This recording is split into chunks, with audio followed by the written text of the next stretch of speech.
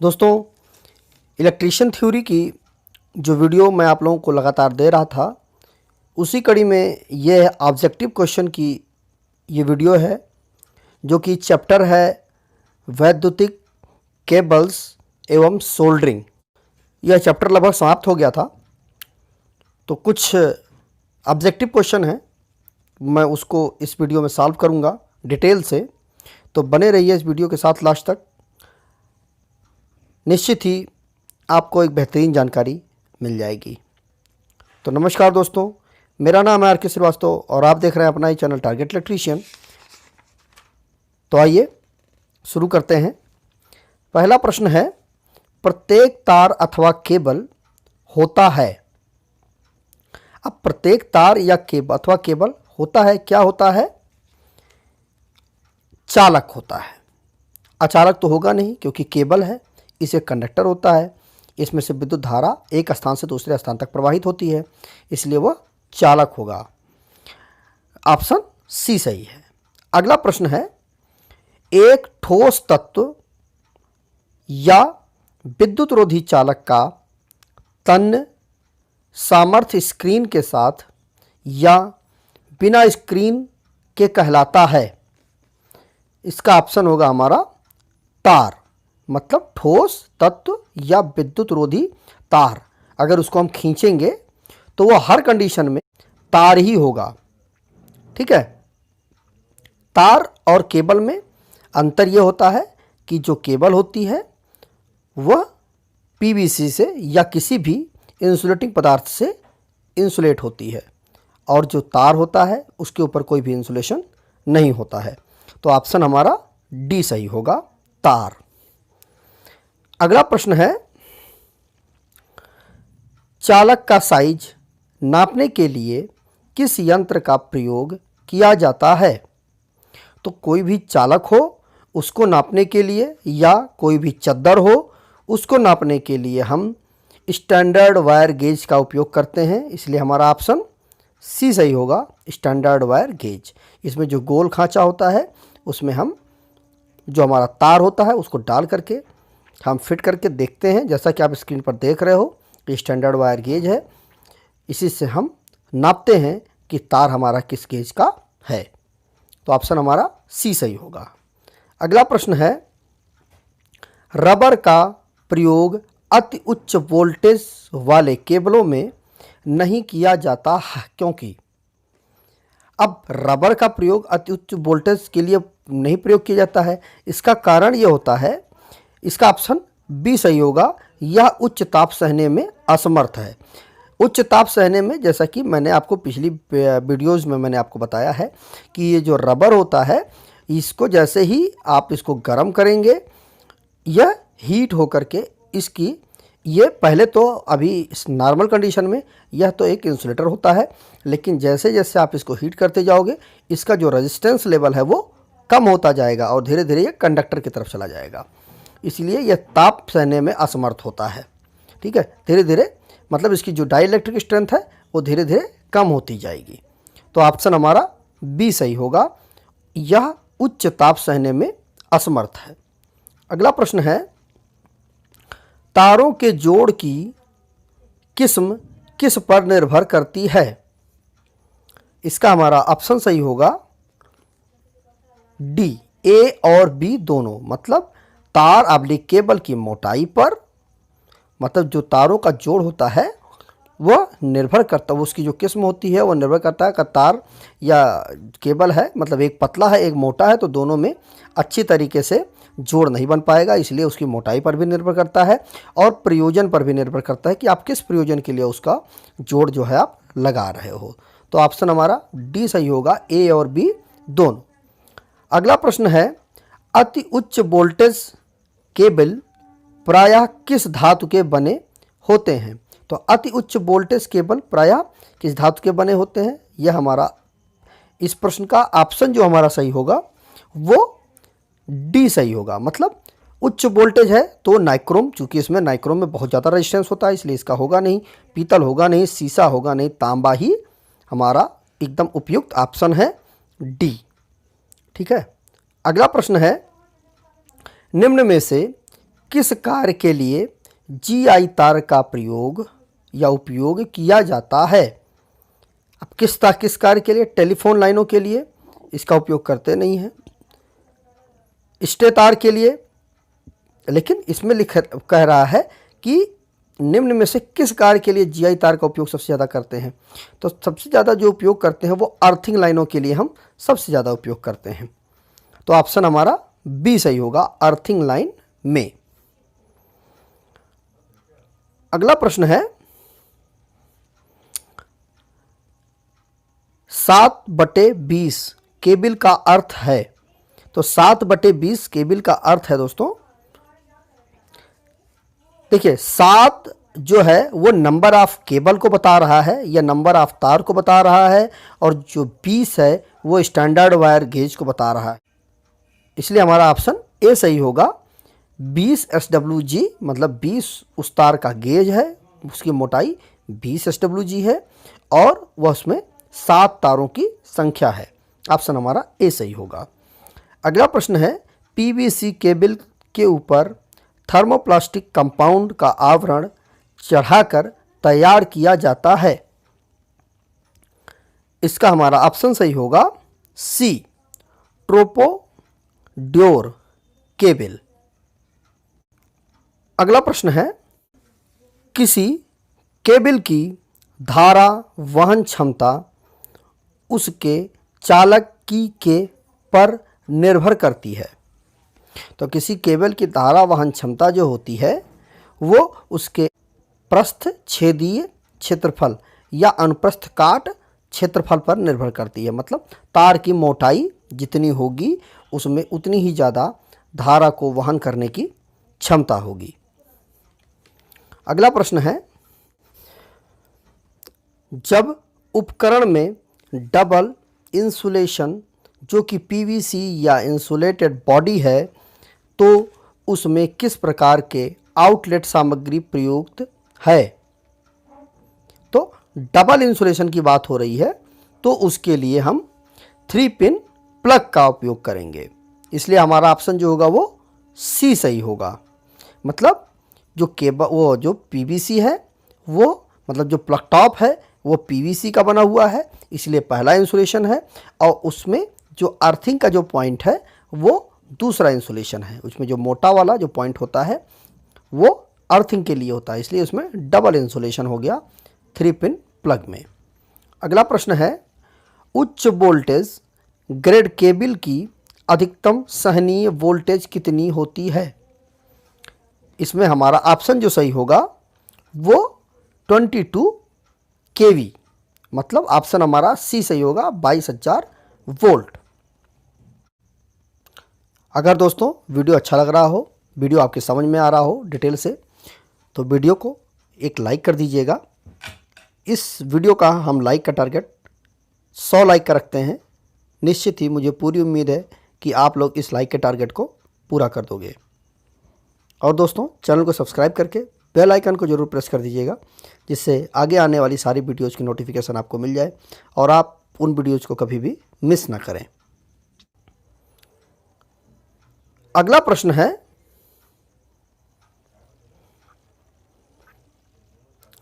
मध्यम voltage grade cable की अधिकतम सहनीय वोल्टेज होती है। इसका हमारा ऑप्शन सही होगा सी, 650 वोल्ट। अगला प्रश्न है रिले, कॉन्टेक्टर्स आदि में संयोजक बिंदु या कनेक्टिंग पॉइंट बनाने के लिए का प्रयोग किया जाता है। मतलब कॉन्टेक्टर और रिले में जो कनेक्टिंग पॉइंट हैं वो किसके बने होते हैं? चांदी के बने होते हैं। हमारा ऑप्शन ए सही होगा, चांदी। चांदी इसलिए सही होगा क्योंकि इसमें जो रेजिस्टेंस है वो बहुत कम होता है और कांटेक्ट बहुत अच्छी तरह से जो कांटेक्ट होता है, एक कांटेक्ट दूसरे कांटेक्ट से बहुत ही आसानी तरीके से और बहुत अच्छे से कंटिन्यूटी बनाते हुए कनेक्ट हो जाता है। इसलिए हमारा ऑप्शन ए सही होगा। अगला प्रश्न है जहां निम्न धारा परिपथों के लिए निर्धारित दूरी के भीतर जोड़ों को सरकाना है वहाँ अत्यंत उपयुक्त जोड़ है।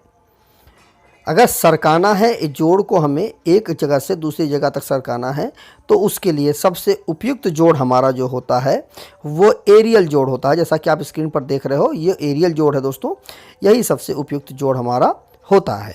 ऑप्शन हमारा इसमें ए सही होगा। अगला प्रश्न है, भूमिगत लाइन के लिए सुरक्षित होती है। तो भूमिगत लाइन के लिए सुरक्षित किसके लिए सुरक्षित होती है?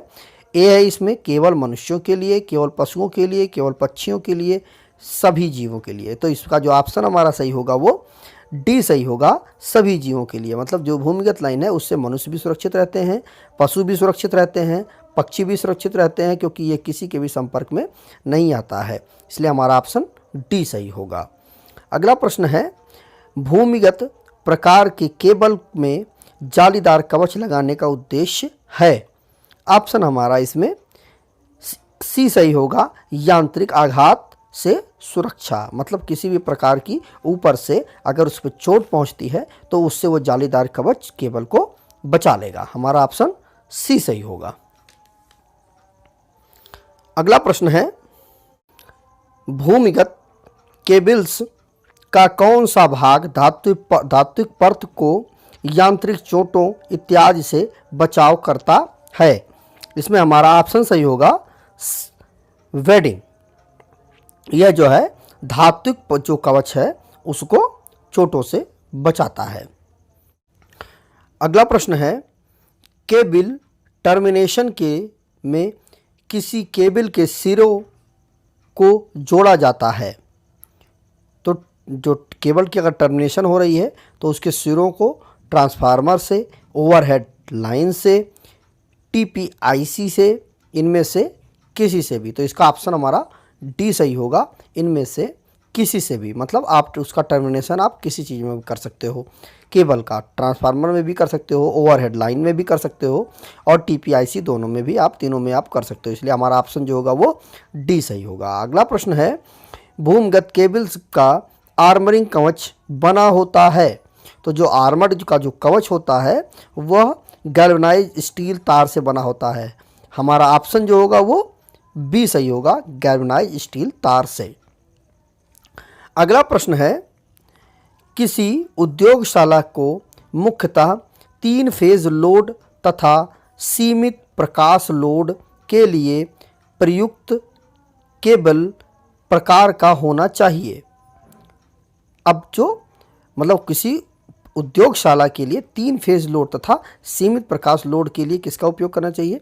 तो कहीं पर भी अगर 3 फेज लोड है, अगर वहाँ पर आप प्रकाश की भी ज़रूरत है तो सीधी बात आप सिंगल फेज और 3 फेज दोनों का यूज़ करोगे। इसलिए जो हमारा ऑप्शन सही होगा वो डी सही होगा, 3.5 कोर। हमारा 3.5 कोर मतलब 3 कोर तो हमारे हो गए RYB, और उसके बाद जो आधा कोर होगा वो न्यूट्रल के लिए होगा। ऑप्शन हमारा डी सही होगा।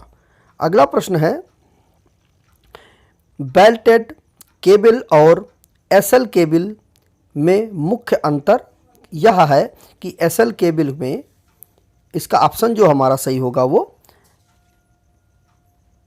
ए सही होगा, प्रत्येक कोरों पर संयुक्त रूप से धात्विक कवच नहीं होता। ऑप्शन हमारा ए सही होगा। अगला प्रश्न है, हाई टेंशन ओवरहेड चालक को कतार में खड़े बिजली के खंभे पर सीधे रखने के लिए किस प्रकार का अचालक या इंसुलेटर उपयोग में लाया जाता है? तो ओवरहेड लाइन या हाई टेंशन के लिए जो हम तारों को खींचते हैं उसके लिए किस इंसुलेटर का उपयोग करते हैं? इसमें हमारा जो ऑप्शन सही होगा वो बी सही होगा, पिन टाइप इंसुलेटर। ठीक है, जैसा कि आप स्क्रीन पर देख रहे हो दोस्तों, यह पिन टाइप का इंसुलेटर होता है। अगला प्रश्न है, 66 किलोवोल्ट भूमिगत लाइन में प्रयोग किया जाने वाला केबल है। तो इसका जो हमारा ऑप्शन सही होगा वो डी होगा, EHT extra high tension cable. अगला प्रश्न है, PIL CSTA केबल में चालक तार सर्वप्रथम चढ़ाया जाने वाला अचालक आवरण का होता है? इसका जो ऑप्शन हमारा सही होगा वो होगा ए, वार्निश युक्त कागज। अगला प्रश्न है, ऑयल फील्ड एवं गैस प्रेशर केबल तक की क्षमता में बनाए जाते हैं। तो मतलब जो ऑयल फील्ड जो केबल है और गैस प्रेशर केबल है वो कितनी क्षमता तक के लिए बनाए जाते हैं? वो 66 केवी, ऑप्शन सी सही होगा, 66 केवी से 132 केवी तक। इसमें क्या होता है कि इस केबल में ट्रांसफर ऑयल बीच में भरा जाता है, जैसा कि मैंने आपको थ्योरी में बताया भी था। अगला प्रश्न है, HSO केबल की कटाक्ष आकृति होती है। ऑप्शन सही होगा इसका बी, त्रिभुजाकार। अगला प्रश्न है, निम्न में से किस केबल का उपयोग 33 केवी तक किया जा सकता है? ऑप्शन सही होगा इसका डी, PIL-CDTA केबल। अगला प्रश्न है, PIL-CDTA केबल की चौथी कोर प्रयुक्त की जाती है। ऑप्शन सही होगा इसका सी, न्यूट्रल के लिए। दोस्तों ये एक बात बहुत अच्छी तरह से समझ लीजिए कि कभी भी जो भी केबल 4 कोर की होगी उसमें जो चौथा कोर होगा, मतलब जो भी चौथा कोर होगा वो न्यूट्रल के लिए ही यूज़ किया जाता है। तो इसका ऑप्शन सही होगा सी। चित्र में प्रदर्शित केबल कौन सा है? तो इस चित्र में जो ये केबल जो दिख रही है, जो ये फिगर दिख रहा है, यह हमारा SL केबल का चित्र है। ऑप्शन हमारा बी सही होगा, SL केबल। अगला प्रश्न है, भूमिगत केबल में भूमि की नमी के प्रवेश को रोकने के लिए केबल में परत चढ़ाई जाती है। ऑप्शन हमारा इसका सही होगा सी, सीसा/एल्युमिनियम। यह जो है नमी को केबल में प्रवेश करने से रोक देता है। अगला प्रश्न है, सड़क के किनारे केबल बिछाने के लिए एक खाई खोदी जाती है जिसकी अनुप्रस्थ काट होती है। ऑप्शन हमारा सही होगा इसका ए, 1 मीटर इंटू 0.5 मीटर, मतलब 1 मीटर की गहराई होगी और 0.5 मीटर की चौड़ाई होगी। अगला प्रश्न है, चित्र में प्रदर्शित केबल बिछाने की विधि कौन सी है? तो इसमें जो यह विधि है यह कौन सी विधि है? बी सही होगा हमारा ऑप्शन, पाइप में बिछाना। मतलब ये इस तरह से हम पाइप डाल देंगे और इसमें हम केबल डाल देंगे, तो उससे क्या होगा कि केबल हमारी नमी से भी सुरक्षित रहेगी और किसी प्रकार के दबाव से भी सुरक्षित रहेगी। अगला प्रश्न है, भूमिगत केबल बिछाने की किस विधि में 1 मीटर गहरी और 0.5 मीटर चौड़ी खाई में लोहे अथवा सीमेंट की पाइप बिछाए जाते हैं? ऑप्शन सही होगा इसमें सी, पाइप में बिछाना। अगला प्रश्न है, पोस्ट ऑफिस बॉक्स के द्वारा अर्थदोष स्थल की खोज के लिए किया गया परीक्षण कहलाता है। ऑप्शन सही होगा इसमें ए, मुरे लूप परीक्षण। अगला प्रश्न है, मोटे तारों व केबलों में जोड़ लगाने के लिए निम्न में से किस प्रकार का सोल्डर अधिक उपयुक्त है? ऑप्शन सही होगा इसमें ए, कठोर सोल्डर। चूंकि केबल मोटी है इसलिए कठोर सोल्डर का हम उपयोग करेंगे अच्छी कंटिन्यूटी के लिए। अगला प्रश्न है, प्रिंटेड सर्किट बोर्ड PCB पर घटकों की टिनिंग के लिए कौन सी सोल्डरिंग प्रक्रिया का प्रयोग किया जाता है? ऑप्शन हमारा सही होगा इसमें D, dip soldering. Dip soldering जैसा कि आप नाम से ही स्पष्ट है, डिप कर देना पड़ता है इसको। हम सोल्डरिंग जो सोल्डर होता है उसमें हम डिप कर देते हैं, मतलब डुबा देते हैं। ऑप्शन हमारा डी सही होगा। अगला प्रश्न है, सोल्डरिंग प्रक्रिया में सबसे अधिक प्रयोग किया जाने वाले सोल्डर में टिन तथा लेड का अनुपात क्या होता है? तो सोल्डरिंग प्रक्रिया में सबसे ज़्यादा उपयोग किया जाता है वो जो है उसका अनुपात होता है वो उत्तम सोल्डर होता है, जो कि 60 और 40 के अनुपात में होता है। अगला प्रश्न है, नर्म सोल्डरिंग प्रायः की जाती है। ऑप्शन हमारा इसका सही होगा, जो नर्म सोल्डरिंग होती है वो प्रायः की जाती है 205 डिग्री सेंटीग्रेड पर। ऑप्शन हमारा डी सही होगा। अगला प्रश्न है, सोल्डरिंग प्रक्रिया के फलस्वरूप बनने वाले जोड़ में क्या विशेषता होनी चाहिए? ऑप्शन हमारा इसका सही होगा डी, शुष्क जोड़ नहीं हो, जोड़ पर अतिरिक्त सोल्डर भी ना हो, जोड़ चमकदार एवं भरा हुआ हो। ऑप्शन हमारा डी सही होगा। अगला प्रश्न है, इलेक्ट्रीशियन के उपयोग में आने वाले सोल्डरिंग फ्लक्स में कौन सा रसायन उपयोग किया जाता है? ऑप्शन हमारा इसका सही होगा रेजिन। ऑप्शन डी सही होगा। अगला प्रश्न है, सोल्डरिंग आयरन का एलिमेंट किस धातु का बनाया जाता है? ऑप्शन हमारा इसका सही होगा नाइक्रोम। ऑप्शन बी सही होगा। अगला प्रश्न है, किसी जोड़ का बढ़ाने के लिए सोल्डरिंग की जाती है। तो किसी जोड़ का क्या बढ़ाने के लिए की जाती है? ऑप्शन हमारा डी सही होगा, चालकता बढ़ाने के लिए सोल्डरिंग की जाती है। अगला प्रश्न है, विद्युत सोल्डरिंग में प्रयुक्त होने वाले सोल्डर वायर का गलनांक या मेल्टिंग पॉइंट कितना होता है? तो सोल्डर का मेल्टिंग पॉइंट 200 डिग्री सेंटीग्रेड, 190 या 200 डिग्री, या इसमें ऑप्शन ए सही है 200 डिग्री या 190 डिग्री किताब में भी लिखा होता है, इसलिए आप 200 डिग्री आप मान लीजिए कि 200 डिग्री मेल्टिंग पॉइंट होना चाहिए। अगला प्रश्न है, निम्न में से नॉन कोरेसिव फ्लक्स से संबंधित सत्य कथन है। ऑप्शन हमारा सही होगा इसमें डी, उपरोक्त सभी। मतलब इस फ्लक्स में क्षार तथा अम्ल की मात्रा शून्य होती है। जैतून काटेल का नॉन कोरेसिव फ्लक्स है। ये फ्लक्स धातु पर लगे रहने पर उसे किसी प्रकार की क्षति नहीं पहुंचाते हैं, इसलिए हमारा ऑप्शन डी सही होगा।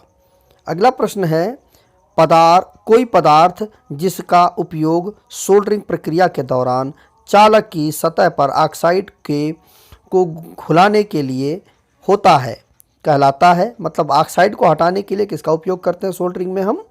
वो होता है हमारा ऑप्शन डी, सोल्डरिंग फ्लक्स। यह होता है जो ऑक्सीजन से जो हमारी ऑक्साइड जम जाती है हमारे तार के ऊपर, उसको हटाने के लिए हम इसका उपयोग करते हैं। अगला प्रश्न है, स्टेनलेस स्टील की सोल्डरिंग हेतु कौन सा फ्लक्स प्रयुक्त होता है? ऑप्शन हमारा जो सही होगा इसका